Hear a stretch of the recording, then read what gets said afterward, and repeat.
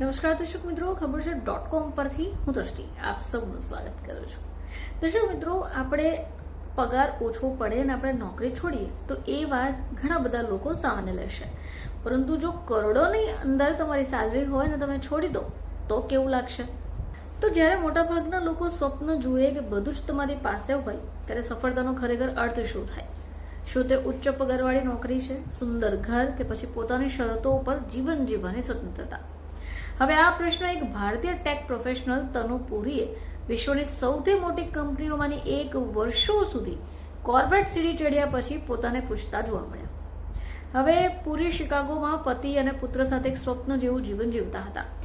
કાગળ ઉપર બધું સંપૂર્ણ લાગતું, એક સ્થિર ઘર, ગૂગલમાં પ્રતિષ્ઠિત નોકરી અને આવક.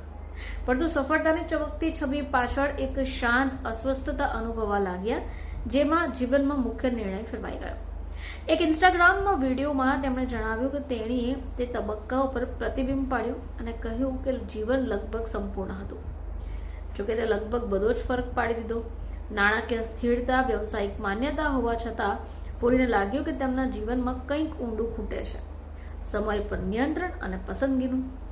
હિન્દુસ્તાન ટાઈમ્સના એક અહેવાલ મુજબ તનુ પુરી 2021માં ગૂગલમાં માપન લીડ તરીકે જોડાયા અને તેમના મજબૂત પ્રદર્શનને કારણે થોડા જ મહિનામાં પ્રિન્સિપલ એનાલિટિકલ લીડ તરીકે બઢતી મળી. હવે તેમણે લગભગ 300 એટલે કે આશરે 2.7 કરોડ કમાતા હોવાનું પણ જાણવા મળ્યું.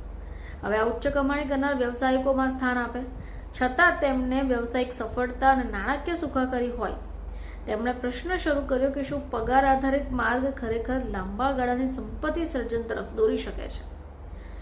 શિકાગોમાં રહેતા 4 વર્ષથી વધારેનો સમય ગૂગલમાં કામ કર્યું અને પછી તેમણે એક નિર્ણય લીધો. કોર્પોરેટ જીવનથી સંપૂર્ણપણે દૂર થયા. તેમાં તેઓ તેમના પતિ અને બાળકની સાથે દુબઈ પહોંચ્યા, જ્યાં તેમના માતા પિતા ઘણા વર્ષોથી રહે છે. હવે તેમને માટે પરિવાર માટે વધુ જોડાયેલું અને સહાયક વાતાવરણ બન્યું. તેણે એમ પણ કહ્યું કે ગૂગલમાં સારા સ્તર પર હતી, અર્થપૂર્ણ કામ કરતી, કમાણી કરતી, પરંતુ મારા જીવનનો એ તબક્કો ખરેખર ગમ્યો અને તે પછી મને પણ સમજાયું.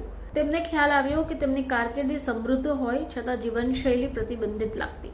વાસ્તવિક સ્વતંત્રતા ઈચ્છતા અને અસમર્પણ વળતર પણ ઈચ્છતા હતા, એવી સંપત્તિ જે તમે પગાર ઉપર ન બનાવી શકો. યુનાઇટેડ સ્ટેટ્સમાં રહેવાનો અર્થ વિઝા પ્રતિબંધિતનો સામનો કરવો પડ્યો. લાંબા ગાળાની સ્થિરતા વિશે અનિશ્ચિતતા ઉભા થઈ.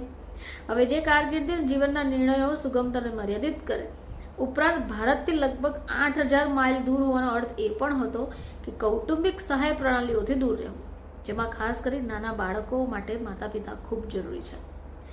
તેમણે કહ્યું કે તમે સાચો સારાંશ આપ્યો કે વાસ્તવિક સ્વતંત્રતા એ છે કે જે તમને જે ગમે છે તે કરો, કોઈને 2 અઠવાડિયાનો વિરામ માંગવાના બંધનમાં ન રહો. મને લાગે છે કે એક વ્યક્તિ તરીકે દરેક વ્યક્તિએ આનો પીછો કરવો જોઈએ, જગ્યા બનાવવાનો પ્રયાસ કરવો જોઈએ જેથી કોઈ બંધાયેલું ન રહે. તેને બદલે તેઓ ખરેખર જે પ્રેમ કરે છે અને વાસ્તવિક સ્વતંત્રતા અનુભવે. હું પહેલાથી જ તે માર્ગ પર જઈ રહ્યો છું અને વધુ પ્રેરણા માટે આભાર, એક યુઝરે તેમને જવાબ પણ આપ્યો હતો. તો દર્શક મિત્રો, એક એવા મહિલા કે જેમણે પોતાની આટલા કરોડની નોકરી છોડીને પોતાના પરિવારને પસંદ કર્યો.